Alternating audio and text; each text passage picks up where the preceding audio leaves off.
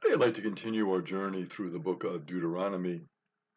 We've been looking at chapter 4 of the book, and it's the farewell discourse that Moses is giving to the people. He's trying to encourage them. He's trying to keep them focused on the message that God had given to the people through Abraham, through Isaac, through Jacob, and of course through Moses himself, and through the journey of the people from slavery in Egypt as they work their way through the desert now, and they're really on the brink of entering into the promised land. So this is an important moment for them to kind of look back as they're anticipating what's going to happen to them. So Moses recalls for the people the giving of the Ten Commandments. Literally, it can be translated the 10 words on Mount Horeb, also, of course, called Mount Sinai. And he urges the people not to forget it and to let it slip from their memory. And that's an interesting concept that Moses is using there, slipping from their memory. I think that's a tendency that we all have, don't we, of letting the message that God has given us slip from our memory. We can be so involved in what's happening in the immediate moment that we don't pause, take a moment to step back and say, well, how has God been working in my life? What is the message that God wants me to know? And so it slips from our memory, and we get involved in other things, and it's only natural. It happens, obviously, to us all. So Moses urges the people to reject all forms of idolatry and worship of the stars, the sun, the animals, and to remember that God is the one who led them out of Egypt. So all these other gods and goddesses that you are now going to encounter as you get into the land of Canaan, and you're going to be mingling with all these people. They're going to be right next to you. You're going to have all these acquaintances. You'll be selling things to them, exchanging things, and meeting them in the various towns and villages. And so they will be all around. And naturally, the tendency is, well, they're worshiping these gods, this goddess. What's the harm in doing that? I'm not trying to do something that's bad. I'm just trying to go along with these people, and that would be the natural tendency that people would have. But he says, don't worship them. Remember that it is God who has led you out of Egypt. And he refers to Egypt as the iron foundry, and that kind of represents the spiritual affliction that the people had to undergo there. In an iron foundry, you have to be made into different shapes and forms to be useful for weapons, for cooking, for all of the implements that you're going to need. You need that shaping. So the people were shaped when they were in Egypt. And again, like us, right, we get shaped by our different experiences. Somebody who's had the experience, say a negative experience of abuse, they're shaped by that, and so they need help, they need healing, they need our love, our understanding. We're all shaped by different experiences, and so Moses is saying to the people, you were shaped by those experiences in Egypt. Remember them, and remember how God led you out of that. And this spiritual affliction that you had to undergo.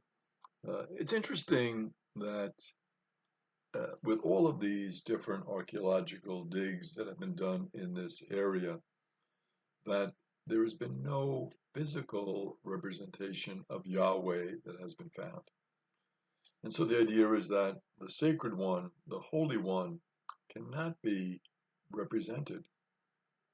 God is utterly beyond any of these other gods and goddesses that can be represented in stone, in wood. Uh, God is not like that. God transcends. God is beyond that. God is the Almighty, the Creator, the Sovereign One. He is the Lord of all. And so we cannot represent Him with those physical images, which again, the Canaanites and those in the region would have would have done. That would have been natural for them. They wanted to represent God in some physical way. And Moses is saying, no, you can't do that. And the people, pretty much it seems, took to that and did not represent uh, God in any physical form. Moses, though, predicts that the people will turn to idolatry. Uh, he says, you're going to lose your youthful enthusiasm for God. And this is, again, something that we all have to deal with, right? That initial relationship, that love relationship.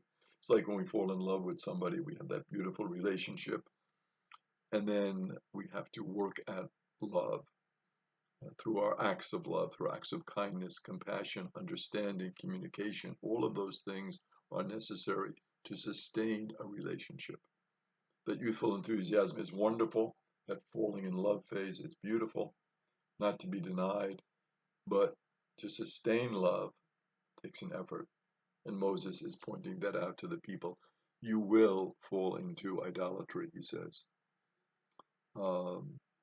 They will be dispersed from the land. And when that happens, unfortunately, the land which God had given them, they're going to lose that land because they've lost their enthusiasm for God.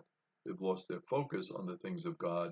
They're going to get involved in other situations, and they will be dispersed from the land.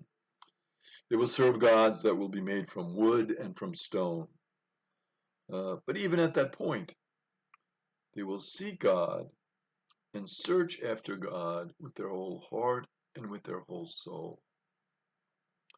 And I think that's very instructive. When we create those false gods, we realize ultimately that they do not satisfy us, that there is something lacking.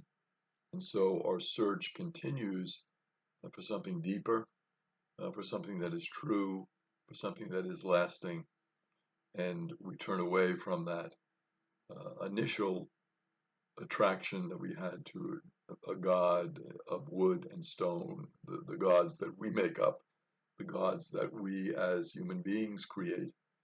We turn away from those gods and goddesses and we say, no, this isn't really satisfying me. It can be the god, the goddess of a career. We work hard at the career and we do well and we're accomplishing, and then we say, that was an idol. It didn't really satisfy me. There must be something more. And so, with that desire for something more, we search for God. And we search for God. It's interesting how Moses puts it to the people. We search for God with our whole heart and our whole soul. So this is a real, deep, and a lasting search.